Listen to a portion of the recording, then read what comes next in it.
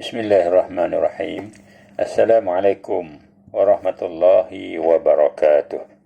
Innal hamdalillah nahmaduhu wa nasta'inuhu wa nastaghfiruh wa na'udzu billahi min syururi anfusina wa min sayyiati a'malina.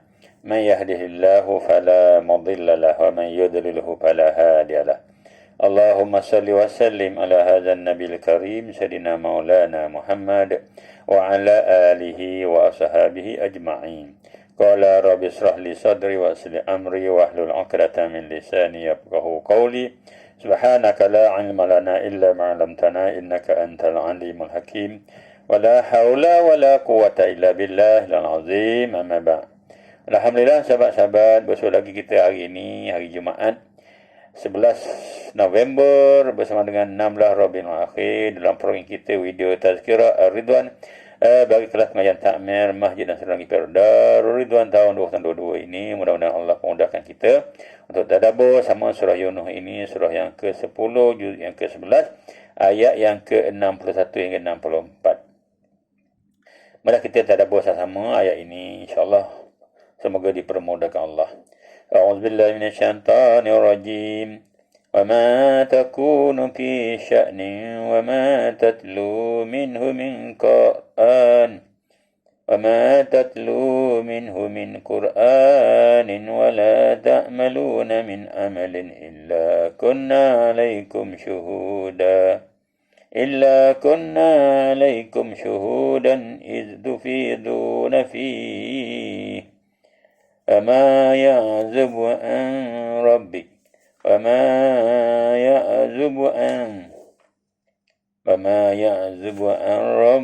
من مثقال ذرة في الأرض ولا في السماء ولا أصغر من ذلك ولا أكبر إلا في كتاب مبين.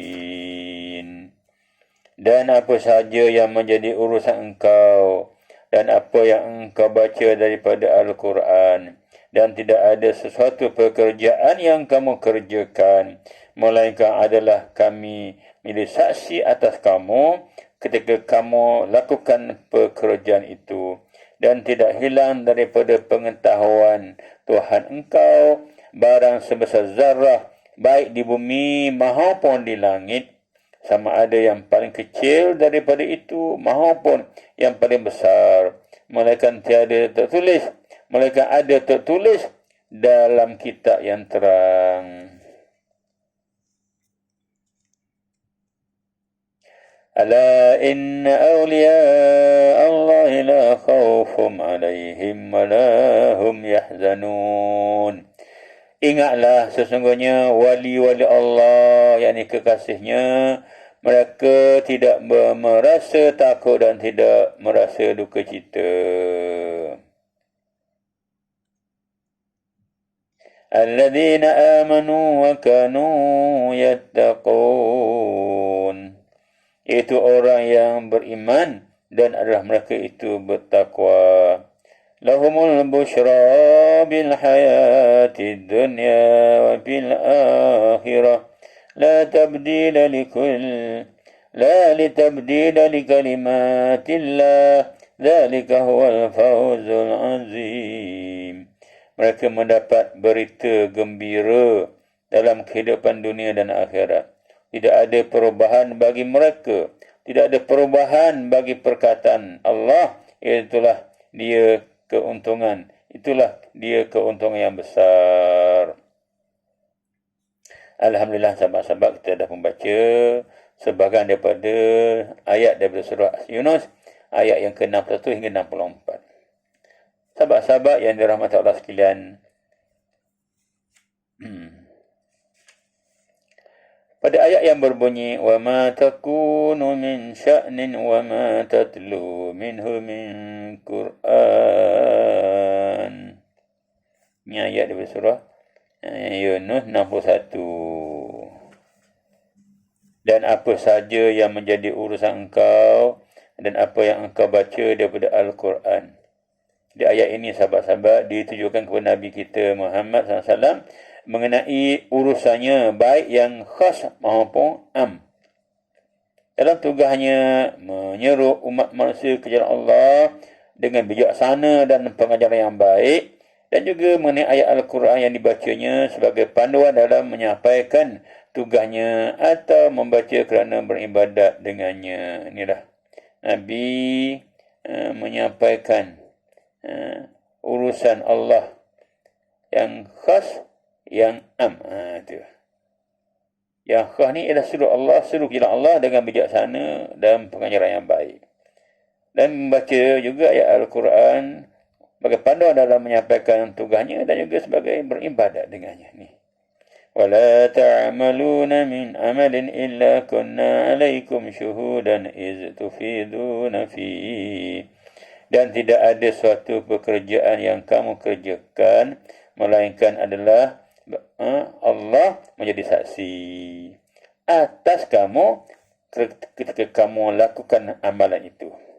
Maknanya ayat ini pula ditujukan kepada baginda bersama umatnya mengenai setiap amalan, setiap pekerjaan yang dikerjakan oleh Nabi atau oleh kita umatnya, sama ada baik ke ataupun buruknya, maupun pekerjaan yang menandakan mereka itu berterima kasih atau keingkaran atas dasar bersyukur ataupun ingkar.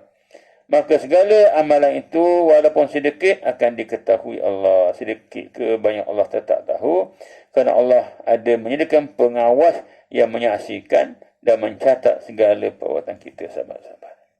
Ama ya'zubu an rabbika min misqali zarratin fil ardi wala fis sama'. Dan tidak hilang daripada pengetahuan Tuhan barang sebesar zarah, baik pun di bumi maupun di langit. Maknanya tidak ada yang tersembunyi, tak ada yang tak diketahui. Semua Allah tahu belaka. Tak ada yang tersembunyi daripada diketahui oleh Allah. Barang apa pun, sahabat. Itulah kita kena tadabbur betul-betul, sahabat. Hari ini kita buat macam-macam benda, jangan ingat Tuhan tak tahu. Kamu terlibat dalam apa bidang pun, buatlah hati-hati, ikhlas, jujur, kerana Allah Maha mengetahui. Hatta satu zarah atau seberat semut yang halus sekalipun, sama ada ianya wujud di bumi ataupun di langit. Kata setengah ahli tafsir, zarah artinya semut yang halus berwarna merah. Dan ada pula mengatakan zarah itu atom atau habuk yang paling halus yang berterbangan. Wala asghara min zalika wala akbara illa fi kitabim mubin. Baik yang besar, baik yang paling kecil daripada itu maupun yang paling besar, melainkan ada tertulis dalam kitab yang terang. Fi kitabim mubin. Yang ini kalau ada benda yang lebih halus daripada zarah atau atom itu maupun benda yang lebih besar daripada itu, walaupun besarnya seperti arasy Allah Ta'ala, maka tidak ada yang tersembunyi melainkan diketahui oleh Allah. Allah tahu belaka, sahabat-sahabat. Kerana telah termaktub dalam kitab takdir. Itu kitab yang mencatat takdir segala yang wujud sebagai kelengkapan bagi peraturan alam dan keterangan bagi catatan segala amalan. Ayat ini mengisyaratkan bahawa dalam alam yang wujud ini terdapat macam-macam benda yang tidak dapat dilihat oleh mata kasar kerana sangat halusnya seperti hama dan kuman, kecuali menggunakan alat pembesar seperti mikroskop yang dapat membesarkannya hingga beribu kali daripada asalnya, bahawa dapat dilihat. Perkara seperti ini tidak terlintas pada fikiran orang pada zaman dahulu ketika turunnya ayat ini. Tapi sekarang telah menjadi kenyataan yang benar. Maka inilah menunjukkan Al-Quran itu suatu mukjizat yang menghairankan, mukjizat yang paling hebat. Sebagai bukti yang ianya kalamullah, kata-kata Allah yang maha mengetahui lagi maha bijaksana. Allah menyatakan, ala inna awliya Allahi la khawfum alaihim wa lahum yahzanun. Ingatlah, sesungguhnya wali-wali Allah, mereka tidak merasa takut dan tidak berduka cita. Sahabat-sahabat, mula-mula sekali perlu diterangkan di sini, siapakah orang yang layak disebut sebagai wali Allah itu? Siapa dia wali Allah itu, sahabat-sahabat? Al-Khazin dalam tafsirnya menyatakan bahawa para ulama bertelingkah pendapat mengenai orang yang layak digelar dengan wali itu. Di antaranya ialah Ibn Abbas dalam tafsir ayat ini berkata mereka itu ialah orang-orang yang ingat Allah dalam melihat. Mereka itu ialah orang yang mengingat Allah dalam melihat. Lihat apa benda, dia ingat Allah. Itu. At-Tabari pula meriwayatkan daripada Sa'id bin Jubair, katanya Rasulullah SAW telah ditanya orang tentang wali-wali Allah. Baginda mengatakan mereka itu ialah orang yang bila melihat, mereka mengingati Allah. Kata Abu Bakar Al-Asam, wali-wali Allah itu ialah orang-orang yang diberi hidayah oleh Allah dan mereka pula menjalankan kewajipan perhambaan pada Allah serta menjalankan dakwah yang menyeru manusia kepada Allah, itu wali Allah. Ada pun asal perkataan wali diambil dari perkataan al-wala, artinya hampir dan juga bantuan. Maka yang dikatakan wali Allah itu ialah orang yang menghampirkan diri kepada Allah dengan melaksanakan apa sahaja yang diwajibkan ke atasnya. Sedangkan hatinya pula sentiasa masghul kepada Allah atau asyik untuk mengenal kebesaran Allah. Kalau dia melihat dilaknya dalil-dalil kudrat Allah. Kalau dia didengarnya ayat-ayat atau tanda Allah. Kalau dia bercakap, dia ucapkan puji-pujian kepada Allah. Kalau ia bergeraknya untuk mentaati Allah. Dan kalau ijtihadnya pada perkara yang menghampirkan kepada Allah. Inilah. Tentunya dia tidak jemu mengingati Allah. Dan tidak melihat menusi mata hatinya selain daripada kepada Allah. Maka inilah sifat wali-wali Allah. Kalau seorang hamba itu demikianlah keadaannya, nescaya Allah menjadi pemelihara kepadanya serta menjadi penolong dan pembantunya, kerana Allah telah berfirman, Allah waliyul ladzina amanu. Allah pemelihara kepada orang-orang yang beriman. Kata ulama ilmu kalam pula, wali Allah itu ialah orang yang mempunyai i'tiqad yang benar didasarkan atas dalil. Ada dalil dan keadaan orang itu mengerjakan amalan yang soleh sedarah dengan apa yang dibawa oleh syarak. Inilah yang diisyaratkan oleh Allah Ta'ala, alladzina amanu wa kanu yattaqun. Sadaqallahu alazim. Itu orang yang beriman dan adalah mereka itu bertakwa. Jelaslah sahabat-sahabat, keimanan itu dibina atas segala i'tiqad dan amalan. Sedang kedudukan takwa pula ialah seseorang hamba dah takut untuk melanggar perkara yang ditegah oleh Allah serta patuh mengerjakan perintah-perintah Allah. Maka bolehlah juga disimpulkan bahawa wali Allah itu ialah orang yang mendapingkan diri kepada Allah dengan beribadat seikhlasnya serta berserah diri kepada Allah dan tidak menyekutukan Allah dengan yang lain. Dan tidak meminta pertolongan maupun perlindungan kecuali hanya kepada Allah sahaja, sehingga mereka menjadi kekasihnya.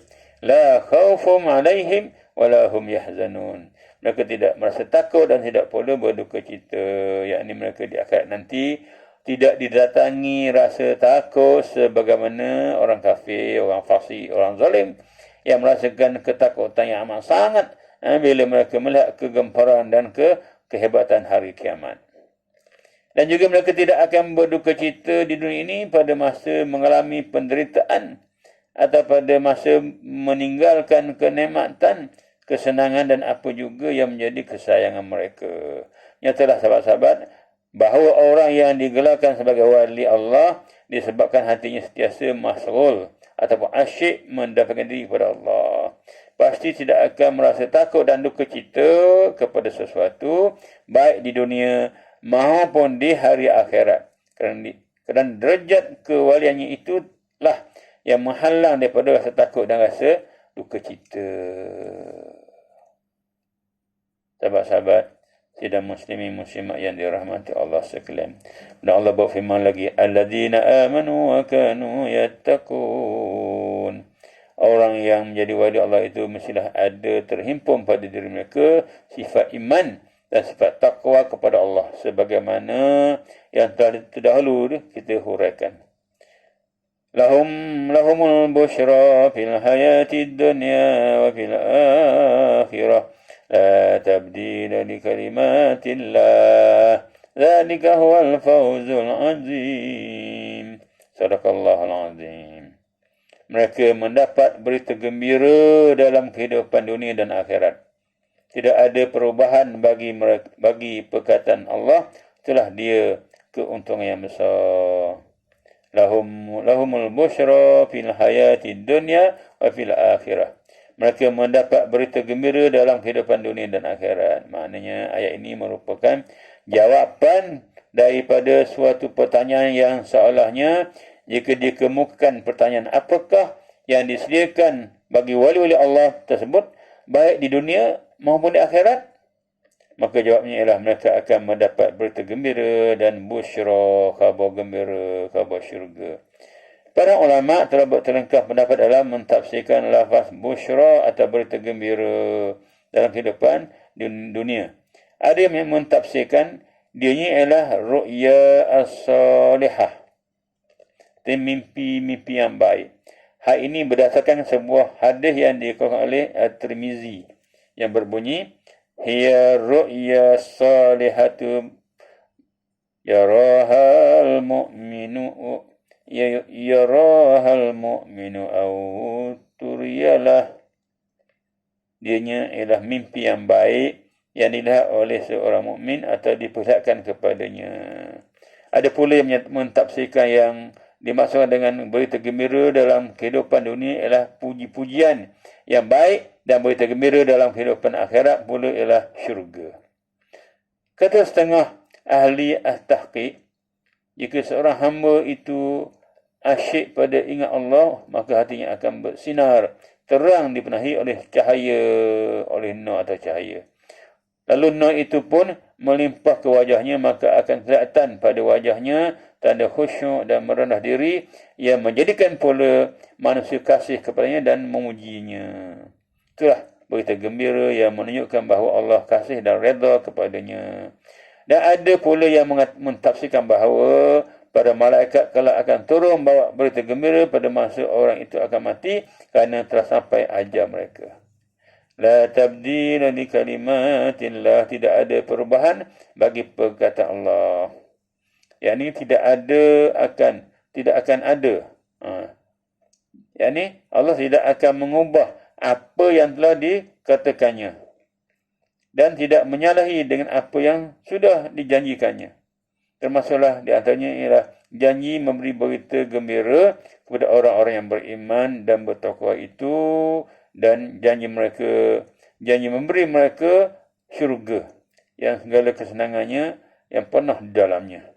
Dzalika huwal fawzul azim. Sadaqallahul azim. Itulah dia keuntungan yang sangat besar, yakni apa yang dijanjikan kepada mereka oleh Allah di akhirat nanti adalah merupakan sebesar-besar keuntungan yang tidak ada bandingannya. Itulah sahabat-sahabat bagaimana ayat di sini menyebut tentang kelebihan nikmat-nikmat yang Allah akan bagi kepada siapa-siapa yang menunaikan amanahnya semasa berada di atas muka bumi ini, sahabat-sahabat. Jadi mudah-mudahanlah sahabat-sahabat apa yang kita bincang ni dapat kita amalkan sama-sama. Quran menjadi bacaan kita, ikutan kita. Nabi amalannya kita jadikan juga ikutan kita.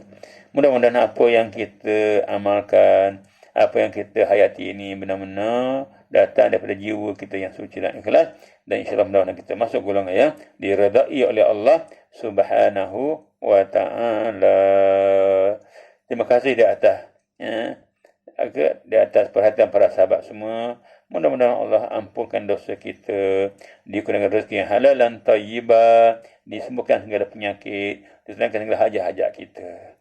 Mudah-mudahan kita terus menjadi orang yang bertakwa, beriman dan beramal dengan perintahnya. Jangan lupa sahabat-sahabat, 19 November ni hari untuk kita memilih siapakah yang akan pimpin kita, bimbing kita menuju ke syurga, sahabat-sahabat. Wallahu a'lam, aqulu qawli hadza wa astaghfirullahal azim li wa lakum.